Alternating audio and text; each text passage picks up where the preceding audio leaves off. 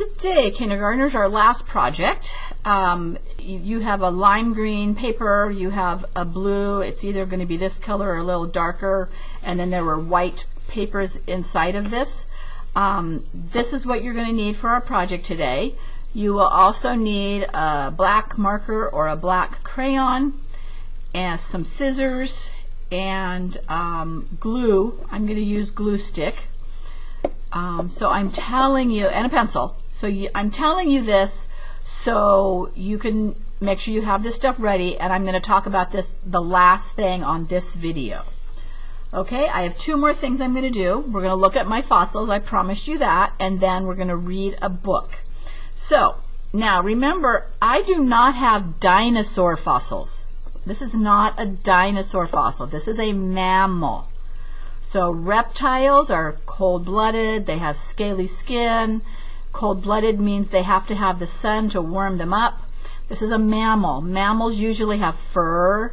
Mammals do not need the sun to warm them up, although we do like the sun, but they don't need that. They can keep their body temperature the same to keep them moving. So mammals can live in many places. So this is the Mastodon Jaw. You can see it's actually broken in quite a few places. And remember, I told you when I was a little girl, I broke it right down the middle here. In fact, that's probably the crack I put in it. You also can see that there's a number. Scientists, when they have fossils, they number them. I don't know exactly why, but they do. So this is the lower jaw, and if I hold it this way, you can see this would be like your jaw at the bottom, you know, the one that moves in your head. You can see his teeth, and they're coming out of his jaw. You can see that they're flat. Looks like maybe he's got a nice big cavity there. Not totally sure, but I would guess that's a cavity since he doesn't have one on this side. And very interesting teeth. I'm guessing they help him chew the plants because this is an herbivore. He definitely does not have any sharp teeth. And this is the back part of the jaw that would go inside. This is where the jaw would attach to the top part of your head, and then his other teeth would, be here, and they would come down. So I'm not going to spend a whole lot more time looking at that. Okay, I'm going to get my horse skull, and remember I told you this is not a fossil. It's just some horse died 50 years ago or something, and somehow my dad got a horse skull. I should ask him how he got it. But, so this is the top. Oh, this is the bottom. So this is his lower jaw, and let's see. So just like the Mastodon jaw that I just showed you, this is the lower jaw. You can see where the teeth are growing out. You can see he doesn't have any teeth right here, but he's got little teeth here, probably, for reaching down and grabbing grass and pulling it. And then he probably brings it back here and kind of grinds it a little bit. Okay, now I want to show you. This is a tooth from a horse. This is a fossilized tooth from a horse. Okay? And I don't know if I mentioned this to you, but so we have our baby teeth. We get our baby teeth when we're babies. We call them baby teeth. We start losing our baby teeth when we're around 5 years old or 6 years old. And by the time we're 10 or 11 or something, we have all new teeth in our head. Well, that's not how horses work, or many animals that are herbivores, especially ones that eat grass and stuff. Remember we talked about how the teeth were really long, and they need to, that when they eat grass, the dirt gets inside, and then they grind it, and then the teeth keep getting shorter and shorter and shorter. So the longer the tooth is that you find, the younger the animal is, the smaller the tooth you find, the older it is. But you can see that this, could possibly be here. Maybe this is a little too small for this particular tooth. But as the tooth gets smaller and smaller, it keeps growing out more and more and more. but this is going to keep getting grinded off and getting small. This part keeps getting smaller, and as that happens, the tooth keeps growing out. So that's pretty cool. And you can see that this horse has the flat teeth that most herbivores have. Okay, this part, let's see, is the part that fits inside the skull, and this is the part that moves. Okay, I'm going to set that aside. Okay, the top of his skull, so this is the very top of his skull, and you will notice that there are these look like cracks, like, oh dear, this poor skull, but actually that is how skulls are. They have these what look like cracks, and if you could actually see your skull, you would have these same cracks. Well, not these exact same ones, because this is a horse, but yours would be in different places. Okay, so this hole right here, there's let me move it. There we go. These two holes, this is where the jaw fits. Okay, there's some more holes over here.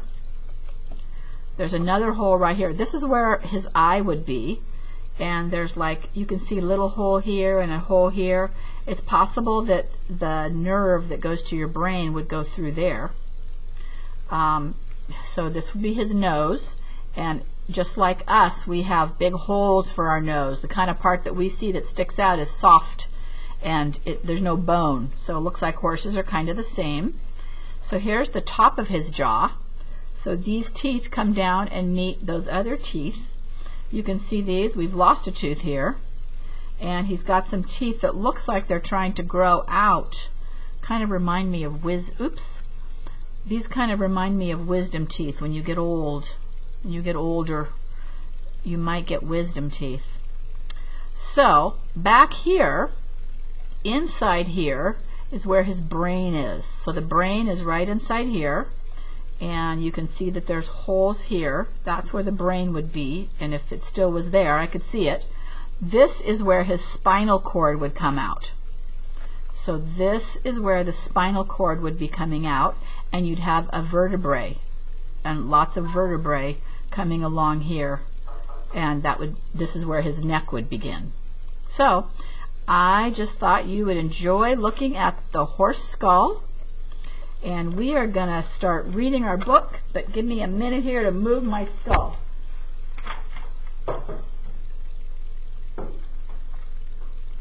Okay, Danny and the Dinosaur by Sid Huff. One day Danny went to the museum. He wanted to see what was inside. He saw Indians, he saw bears, he saw Eskimos. He saw guns, he saw swords, and he saw dinosaurs. Danny loved dinosaurs. He wished he had one. I'm sorry they are not real, said Danny. It would be nice to play with a dinosaur. And I think it would be nice to play with you, said a voice. Can you? Said Danny. Yes, said the dinosaur. Oh, good, said Danny. What can we do? I can take you for a ride, said the dinosaur. He put his head down so Danny could get on him. Let's go, said Danny. A policeman stared at them. He had never seen a dinosaur stop for a red light. The dinosaur was so tall, Danny had to hold up the ropes for him. Look out, said Danny. Bow wow, said a dog. He thinks you're a cat, said Danny. Go away, dog. We are not a cat. I can make a noise like a car, said the dinosaur. Honk, honk, honk. What big rocks, said the dinosaur. They are not rocks, said Danny. They are buildings. I love to climb, said the dinosaur. Down, boy, said Danny. The dinosaur had to be very careful not to knock over houses or stores with its long tail. Some people were waiting for a bus. They rode on the dinosaur's tail instead. All who want to cross the street may walk on my back, said the dinosaur. It's very nice of you to help me with my bundles, said a lady. Danny and the dinosaur went all over town. and had lots of fun. "It's good to take an hour or two off after 100 million years," said the dinosaur. They even looked at the ball game. "Hit the ball," said Danny. "Hit a home run," said the dinosaur. "I wish I had a boat," said Danny. "Who needs a boat? I can swim," said the dinosaur. "Toot toot," went the boats. "Toot toot," went Danny and the dinosaur. "Oh, what lovely green grass," said the dinosaur. "I haven't eaten any of that for a long time." "Wait," said Danny.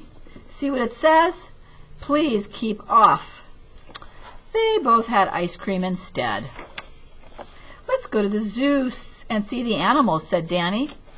Everybody came running to see the dinosaur.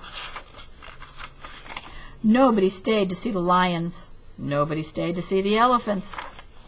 Nobody stayed to see the monkeys.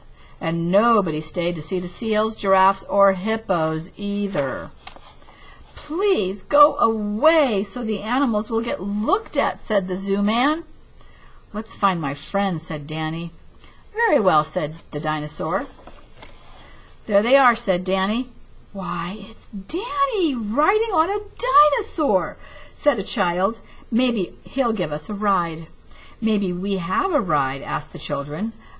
"May we have a ride?" asked the children. "I'd be delighted," said the dinosaur. "Hold on tight," said Danny. Around and around the block ran the dinosaur, faster and faster. "This is better than a merry-go-round," the children said. The dinosaur was out of breath. "Teach him tricks," said the children. Danny taught the dinosaur how to shake. "Can you roll over on your back?" asked the children. "That's easy," said the dinosaur. "He's smart," said Danny, patting the dinosaur. "Let's play hide and seek," said the children. "How do you play it?" asked the dinosaur. "We hide and you try to find us," said Danny. The dinosaur covered his eyes. All the children ran to hide. The dinosaur looked and looked, but he couldn't find the children. "I give up," he said. Now it was the dinosaur's turn to hide. The children covered their eyes. The dinosaur hid behind a house. The children found him. He hid behind a sign. The children found him. He hid behind a big gas tank. The children found him again, and again, and again. "I guess there's no place for me to hide," said the dinosaur. "Let's make believe we can't find him," Danny said. "Where can he be? Oh, where is that dinosaur? Where did he go?" "We give up," said the children. "Here I am," said the dinosaur. "The dinosaur wins," said the children. "We couldn't find him. He fooled us." "Hooray for the dinosaur!"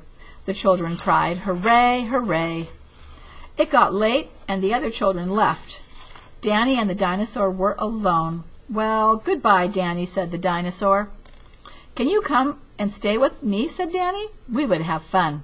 "No," said the dinosaur. "I've had a good time, the best I've had in 100 million years. But now I must get back to the museum. They need me there." "Oh," said Danny. "Well, goodbye." Danny watched until the long tail was out of sight. Then he went home alone. "Oh, well," thought Danny, "we don't have the room for a pet that size anyway. But we did have a wonderful day." Okay, time for our project. Now, the paper is very large, and we need it in a vertical position. So not horizontal, vertical, up and down like a door. So you should have a paper that looks like this. It's the eyes and the teeth. You should have a paper that has this big thing drawn on it for you. And you should have two papers that look like this, but I have already cut mine out, so you don't have to sit here and watch me cut. So one is just white, and one has lines on it. So this is going to be for your picture, and this is going to be for a story. So I'm going to set these aside to start with. Okay, I've got this paper in a vertical position. Okay, and I also have already cut these two out, so you don't have to sit here and watch me cut them out. Okay, so the first thing I'm going to do, these are the eyes. I am going to glue the eyes at the top of my paper. So I'm going to take my glue, and I am going to put glue around the edge the edges, not just the middle. I want it around the edge, not the middle. Okay, I'm going to place that in the middle, kind of up close. I will move this down, kind of up close to the top up here. Okay? So, there we go. Okay, now this piece, I'm going to cut it with you. So you will notice that it is folded in half. We want to keep it folded. And you are going to cut along the line just like this. And I am cutting right on the line. And I am trying to be careful using kindergarten cutting. So we're going to keep it folded. It's not like our other projects where we cut things on the fold. Okay, I am going to move this up a little bit so you can see. So I still have my eyes here, and this is, so I've got the fold here, there's my curve. So I'm going to flip this over, and I am going to add glue like this, and then I'm going to draw an X just to give it a little extra glue. And then I'm going to flip this back over again, and I am going to put it right up here, overlap it just a little on the eyes. Okay, rub it a little bit to make sure that that gets glued down. Okay, now I'm going to move it up a lot so you can see that. These are the teeth. So you can see how the teeth are going to get glued on, and I'm going to see that I'm going to put glue up here, not down on the bumpy part. So I'm putting the glue here. So I am going to add some glue right here to the teeth. And then I'm going to lift up the top, and I'm going to place this where I think I like it. Looks good. And then I'm going to rub it. So the teeth are actually glued like that. And I made it a little crooked. That's okay. It looks good. It looks good from here. Okay? So now we've got all that done. Now we have our two other pieces. Now you could glue these in after you've colored and written if you'd like, but I'm going to glue them now so you can see where they go. So, and I'm turning my thing sideways because I'm going to open it up. Okay, so the all white one gets glued to the top where the teeth are, and the story one gets glued here. Okay, so I am going to, and I'm going to do that X thing again, just to give it a little extra glue. Okay, I'm looking at the fold, and I'm not gluing it on the fold, but I'm gluing it a little bit close to the fold, and it's going right on top of the teeth here. Okay, and I'm going to do the same thing here. Put glue around the edges, and then put my X like that, and voila. I am going to glue this right down here like that. Okay, now almost done. Now I need, gonna make my dinosaur's eyes. So with your black crayon or marker, I am going to draw two ovals and color them in for his eyes.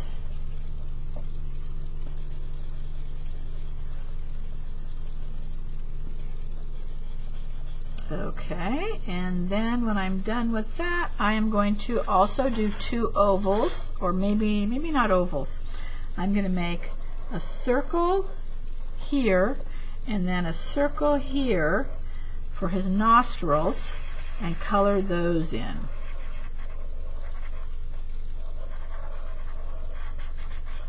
Okay, so there, we are done with the fun part of making the dinosaur. So now, on the inside, you are going to be drawing a picture of you and your pet dinosaur. And then you're going to write a story here about your pet dinosaur. Now, before you write your story about your pet dinosaur, you might want to talk to your mom or your dad, about what you could write about a dinosaur. Kind of brainstorm and think about it. You might want to tell me what kind of dinosaur you have as a pet. You probably don't want T-Rex for a pet. You might want a Stegosaurus or a Triceratops or a Apatosaurus, but an Apatosaurus can be really big like Danny's dinosaur. What would you name your dinosaur? Where would your dinosaur live? What would you feed your dinosaur? Maybe what would you do with your dinosaur? So you can write a short little story, and there's already the beginning for you. If I had a pet dinosaur, I would name my dinosaur whatever. So you don't have to write the first part. You can just pretend like it's just the story is just continuing. Okay, so make sure you take a picture of you holding your dinosaur for me. That would be great, and text it to me. I really want to see your finished dinosaur. And I would also like you to take, now this one you don't have to hold it, but I guess you could hold it. I'd like you to open it up and take a picture of your drawing and your story.